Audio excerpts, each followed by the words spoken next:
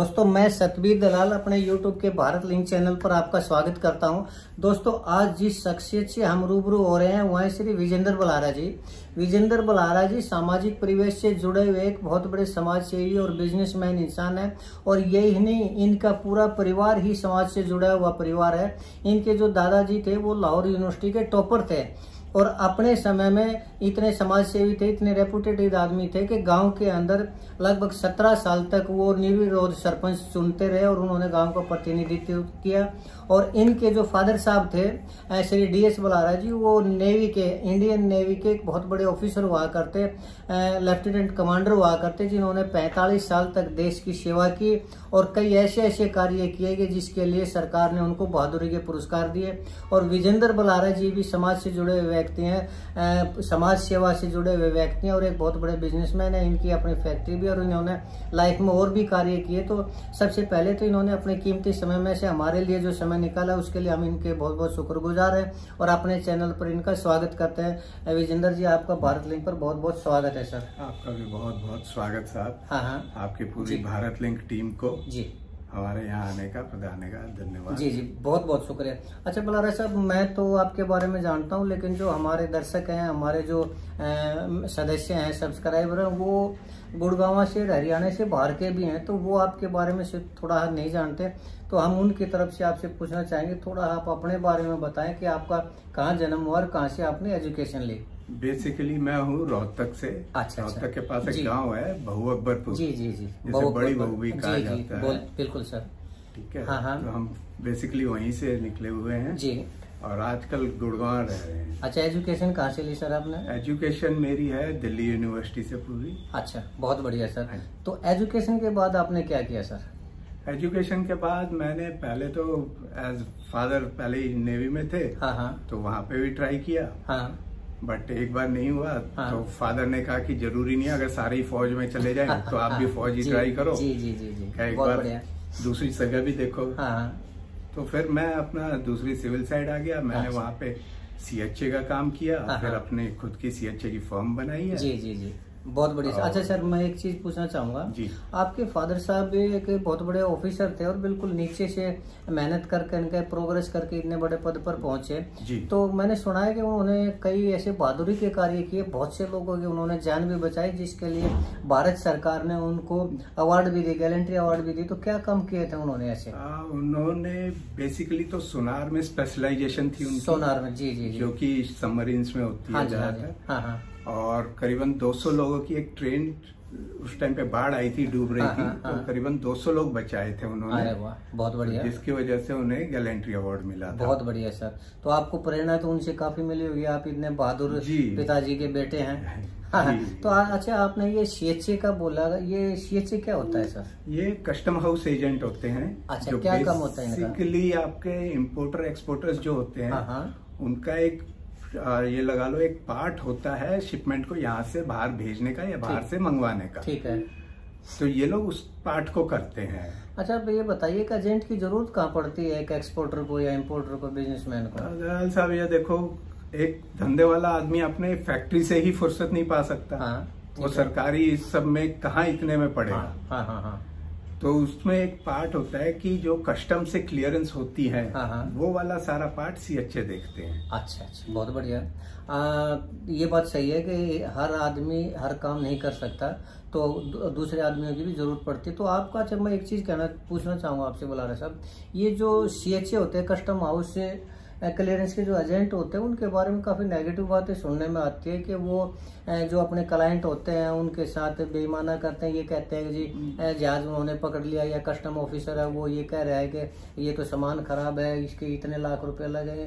तो क्या ये बेईमाना ठीक है? देखो जी, ऐसा तो एक रूमर भी है। एक दो खराब हो जाए तो ऐसा नहीं होता। और आज की डेट में तो ग्लोबल विलेज बना हुआ है। कोई भी बंदा कहीं से भी किसी को ट्रेस कर सकता है कि भाई ये काम ठीक कर रहे हैं नहीं कर रहे। तो ये तो एक परसेप्शन वैसे लोगों ने बना रखा है, अदरवाइज ऐसा है नहीं। अच्छा, ऐसा है नहीं। अच्छा, आप एक्सपोर्ट इंपोर्ट के काम से जुड़े रहे हैं, तो एक्सपोर्ट इंपोर्ट का काम में कितना मुश्किल और कितना आसान, और क्या हमारे ग्रामीण परिवेश के बच्चे, देखो शहरों में जो बच्चे होते हैं उनको तो एजुकेशन भी मिलती है, वो अच्छे खाते पीते परिवारों से होते हैं, लेकिन जो हमारे ग्रास रूट लेवल के यानी जमीन से जुड़े हुए किसानों के जो बच्चे होते हैं, क्या वो इस काम को कर सकते हैं?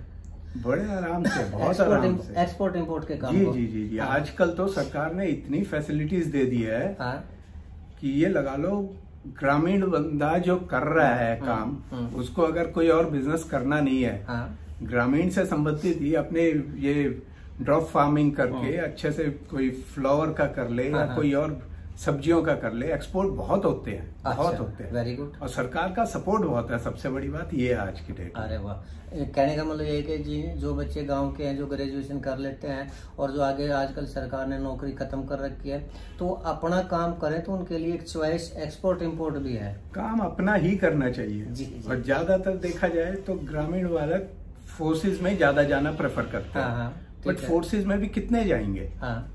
हाँ ये बात ठीक है, फोर्स में कितने जाएंगे? तो जितना जल्दी समझ आ जाए, एक दो बार ट्राई करो, करना चाहिए जो आपकी इच्छा है। नॉर्मली ग्रामीण लोगों की फोर्सेज ही होती है टारगेट। जी जी जी। अदरवाइज जितना जल्दी आप दूसरी फील्ड में आ जाओगे उतना जल्दी सीख भी जाओगे। लेकिन सर एक्सपोर्ट इम्पोर्ट में तो बहुत ज्यादा पैसों की जरूरत नहीं, ये लोगों का अपना वहम है, ऐसा कुछ भी नहीं है। देखो जी, एक बेसिक मानना मेरा ये है कि कोई भी धंधा हो वो पैसों से नहीं, आपके व्यवहार से चलता है। जी जी जी जी, ठीक है ना। पैसा एक नॉर्मल ठीक है, एक बेसिक चीज है, बट आपका अगर व्यवहार ठीक है, आप कुछ भी उगा लो, आपको 50-60 दिन का क्रेडिट तो कोई भी दे देगा। हाँ, महीने 2 महीने के उधार पे सामान मिल जाता है, बिल्कुल मिल जाता है। पुराने टाइम पे भी क्या होता था, कोई बच्चा गलती कर देता, माँ बाप को देख के लोग क्या देते थे कि नहीं भाई ये लड़का एक हद तक बिगड़ सकता है, उससे ज्यादा नहीं। हाँ, बिल्कुल बिल्कुल ठीक बात। तो अगर आप किसी भी धंधे में और आप उसके अंदर 420 नहीं करोगे, तो आपके पल्ले पैसे भी नहीं होगा, तो आपको सपोर्ट करने वाले लोग बहुत है। जी जी जी जी। ऐसा नहीं है कि ये खराब है या एक्सपोर्ट इंपोर्ट में कोई वह नहीं, आप अच्छे से काम करो, लग के काम करो, मेहनत करोगे, सबको दिखता है और सब सपोर्ट करेंगे। लेकिन बुलारा साहब, हमारे गांव के जो बच्चे होते हैं आजकल इतनी ज्यादा खेती तो रही नहीं, किसी के पास 1 एकड़ जमीन है, किसी के पास आधा एकड़ जमीन है, तो पैसे कहाँ, इतने पैसे कहाँ से लगते, कितने पैसे लगते हैं एक्सपोर्ट इंपोर्ट का काम करने में?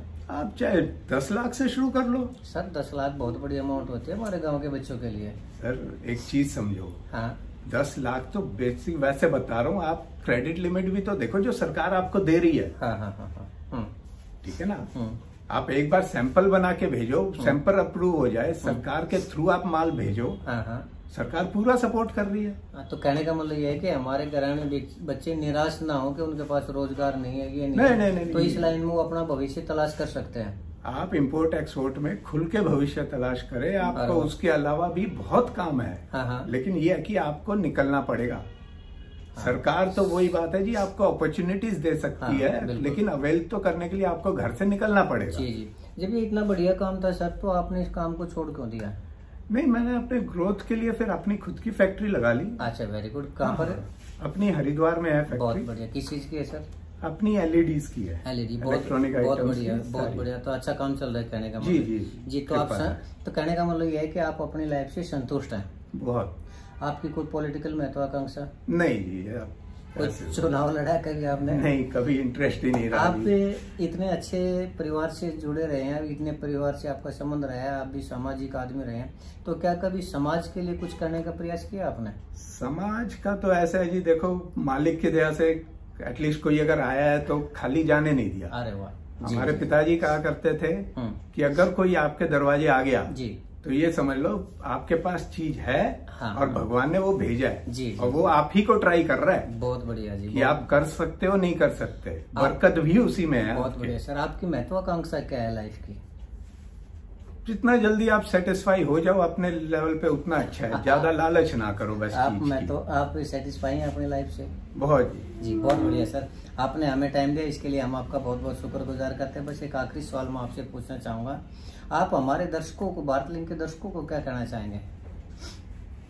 देखो जी, इतना बड़ा आदमी तो हूँ नहीं, लेकिन ये जरूर आपसे कहूंगा कि मेहनत करो और नेक नियत से काम करना, बरकत अपने आप हो जाएगी, आपको भागना नहीं पड़ेगा। जी जी जी। सिर्फ नेक नियत से काम करो, खूब बरकत है। जी जी जी, बहुत बढ़िया सर। बहुत बढ़िया। तो दोस्तों ये थे विजेंद्र बलारा जी, आपने इनके विचारों को सुना और ये कितने एक अच्छे परिवार से संबंध रखते हैं ये आपने देखा, और इन्होंने लाइफ में कितना संघर्ष किया और एक मुकाम हासिल किया है ये भी आपने देखा। तो ये हमारे जो गांव के बच्चे हैं उनको यही संदेश देना चाहते हैं कि आप सरकारी नौकरी की तरफ ना भागें, अपना काम करें। और एक लोगों की एक इमेज है कि एक्सपोर्ट इम्पोर्ट का काम तो बड़े बड़े बिजनेसमैन होगा, बहुत पैसे वाला होगा, जिनके पास करोड़ों रुपए हैं वही काम कर सकते हैं, लेकिन ऐसा नहीं है। कम पूंजी से भी एक्सपोर्ट इंपोर्ट का काम हो सकता है, बशर्ते कि आप ईमानदार हैं, आपका जो सोशल स्टेटस है वो एक अच्छा है, तो लोग आपको जो प्रोडक्ट आपका उसको 1 महीने 2 महीने 3 महीने के लिए क्रेडिट पे भी यानी उधार पे भी दे सकते हैं। तो एक ये अपॉर्चुनिटी भी है आप लोगों के लिए। तो आप सरकारी नौकरी की तरफ ही न भागे, क्योंकि सरकार तो वैसे ही नौकरी खत्म करने लग रही है। तो बलारा साहब ने ये बहुत अच्छा सुझाव दिया और हम भी ये सुझाव देना चाहेंगे कि आप बलारा साहब के विचारों से सहमत है तो आप अपने पैरों पर खड़े हो, ये ना सोचे कि सरकार नौकरी देगी तो हम करेंगे। तो दोस्तों आज का हमारा ये था प्रयास, ये इतना ही था। तो आपने हमारे वीडियो को देखा, इसके लिए हम आपके बहुत बहुत शुक्रगुजार हैं। और विजेंद्र बलारा जी ने भी जो हमें टाइम दिया इसके लिए हम इनके भी शुक्रगुजार हैं। और अगर आपको हमारा ये वीडियो अच्छा लगा तो दोस्तों हम आपसे प्रार्थना करना चाहेंगे कि आप हमारे इस वीडियो को लाइक करें, शेयर करें और दोस्तों हमारे इस चैनल को सब्सक्राइब जरूर करें। इसके साथ ही नमस्कार, जय हिंद, जय भारत।